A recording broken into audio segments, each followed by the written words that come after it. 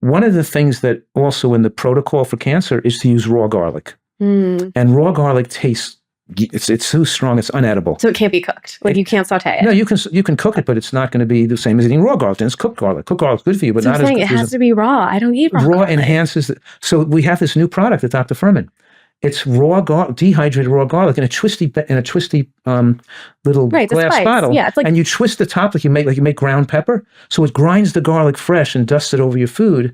So what I've been doing lately, because I never would eat raw garlic at all, now I'm putting some raw garlic in this twisty thing, just twist it on top of your food. So I'm putting a little raw garlic in my salad, putting a little raw garlic in my soup, putting a little raw garlic in my broccoli. Yeah. So just by putting a little bit here and there, and you don't even, it has a good flavor. It's not like overwhelmingly powerful. Right. But adding a little bit to this and a little bit to that is the same philosophy of adding, better just add a little beans with your meal than none. Just add a little bit of flax seeds is better than having none. Just have a little bit of mushroom. It's still a little bit of all these things make a huge difference. Wow. So now I'm using this little garlic twisty thing, which we got from this.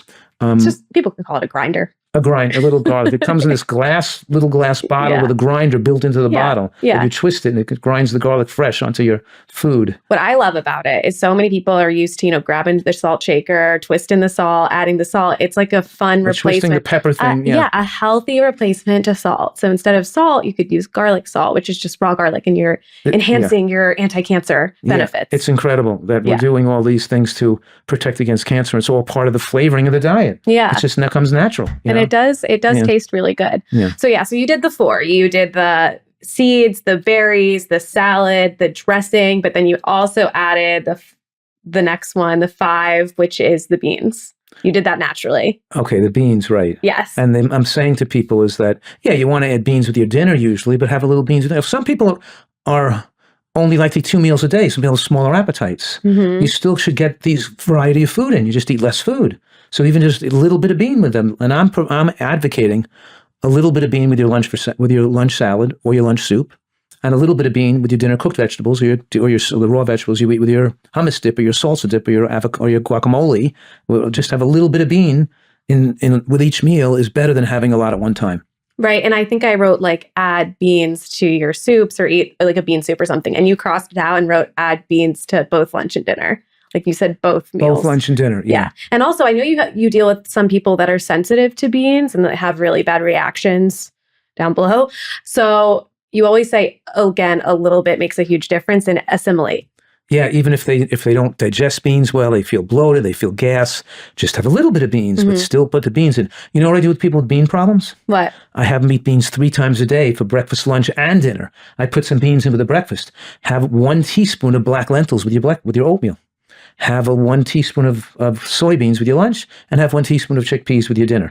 In other words, you keep putting a little bit of beans in the diet, and all of a sudden, the person can digest them better and better as time goes on. They can start to eat more. Yeah. They can't eat a lot at one time. They can be a little bit, and you can spread it out between 3 meals. Right. Because beans are a non-negotiable for you. After all, it's the B in G bombs. Right. And nuts and seeds are non-negotiable either, but you could put a very small amount with each meal. Again, a little bit with breakfast, a little bit with lunch, and a little bit with dinner has a huge effect of facilitating absorption of phytochemicals from the vegetables. And of course, you're getting the omega-3 fatty acids and other beneficial nutrients from the nuts and seeds and the sterols and the stanols and the lignans and all things that prevent cancer.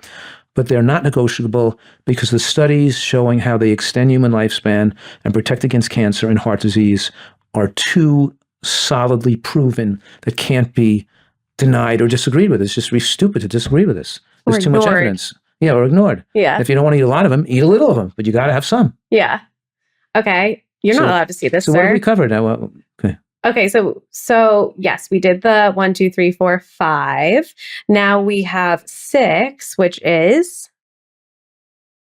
I don't know. Okay, I'll just share it then. We said have at least 2 pieces of fresh fruit in your day. Oh, okay. Yeah. Does that say at least 2 pieces of fruit? Include berries in that? Well, berries we already listed. Yeah. So okay. Berries is 1, but then I mean, this is just great news for me because I love fruit. I'll eat a piece of fresh fruit after every meal. So I have berries in the morning. I'll finish lunch off with an orange. It really helps end my meal. And dinner, same way, like a fruit sweetened dessert or a piece of fresh fruit. Yeah. I love fresh fruit or dried fruit. I might have a prune after lunch or something, a couple of prunes. I actually love prunes. Yeah. But now that persimmons are in season, I pretty much finish lunch with a persimmon. And they're so long. The season of persimmons is so long. I grow them. You get them at the farmer's market, those. But in any case, yes, we have berries. I have persimmons or orange. I love oranges too. And we have a long season on oranges, especially mandarin oranges, navel oranges, blood oranges. I love the sumos in season now. Yeah. I'm a berry fiend myself. Yeah. Love them. Yeah. So you have so interestingly, the Wheel study, the Women's Healthy Eating and Living study, showed that women who ate vegetables had the lowest rate of breast cancer, that vegetables were most protective, particularly green vegetables. But women who ate the vegetables plus fruit with the meal had even more protection than the women who ate the vegetables without the fruit. Wow. So we're saying here, a little bit of nuts added to the meal, more protection. A little bit of fruit added to the meal, more protection. A little bit of bean added to the meal, more protection. The trick is to add these things. So yes, finish the meal with a piece of fruit, which brings up, when you're eating this meal, how much water should you drink with the meal? Because people drink too much, because you should drink before the meal. You should drink 20 minutes before a meal, or even 10 minutes before a meal, or an hour before the meal. But once you start eating food, you should limit your water intake to a half a cup, because you don't want to dilute and wash down the digestive juices.